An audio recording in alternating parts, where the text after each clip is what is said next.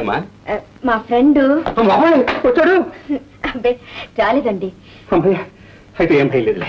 చూడండి, మన ఆఫీస్ లో ఒక ఖాళీ ఉంది కదండి, ఉంటే దయచేసి అది మా ఫ్రెండ్ కి. ఆ ఫ్రెండ్కే చస్తే నా ముక్కోడు కొట్టేశాడు, నా నోరు నొక్కేశాడు. బాబు నమస్కారం. నమస్కారం. నమస్కారం. చూడండి, ఆనాడేదో పొరపాటు అయిపోయింది, కానీ ఈయన నిజంగా చాలా మంచివారండి. చూస్తే తెలియడులే. కూర్చో బాబు, కూర్చో. ఏం చదువుకున్నావు బాబు? First class BA. ఏం తెలివి, ఏం వినయం, ఏం విధేయత. నన్ను అడిగితే చూడమ్మా, ఆ టైపిస్ట్ గారు స్టేట్మెంట్స్ ప్రిపేర్ చేసిన కొంచెం తీసుకురామా. సార్, మరి ఉద్యోగం చూస్తారేమ్మా, నువ్వు ఉండి వెళ్ళు. చిన్నబాబు గారు, ఏమిటండి ఈ నాటకం? నువ్వు నాటకం ఆడవయ్యా, నన్ను దబాయించి నటించు, నేనేమనుకోనుగా. మీ ఆఫీసులో మీకు ఉద్యోగమా? అది నేను ఇవ్వడమా? అదంతా ఒక ట్రిక్ అయ్యా, చూడు. ఆ విషయం తర్వాత చెప్తాగా. తర్వాత చెప్పడం ఎందుకు, విషయం అర్థమైందిలేండి. అసలు నన్ను అడిగితే అడిగిందిగా ఉద్యోగం ఇచ్చాను.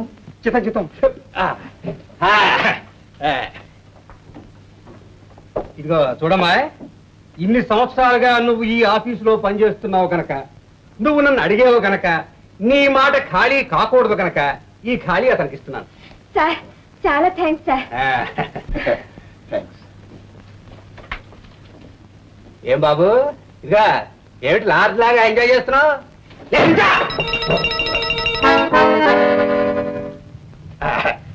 ఇదిగో అబ్బాయి, ఉద్యోగం అంటే ఎలా ఉండవో తెలుసా? తెలుసు సార్.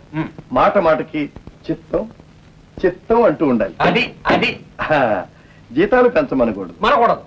లంచాలు పుచ్చుకోవచ్చు. వచ్చు వచ్చు. కూడదు కూడదు కూడదు కూడదు. అదేమిటి సార్, మరి బ్రతకటం ఎలా? ఉద్యోగస్తులు బతకడం ఏమిటయ్యా? నన్ను అడిగితే బతుకుతున్నట్టు నటించాలి అంతే. వెళ్ళి పని చూసుకో. నమస్కారం. నువ్వు వెళ్ళి పని చూసుకో.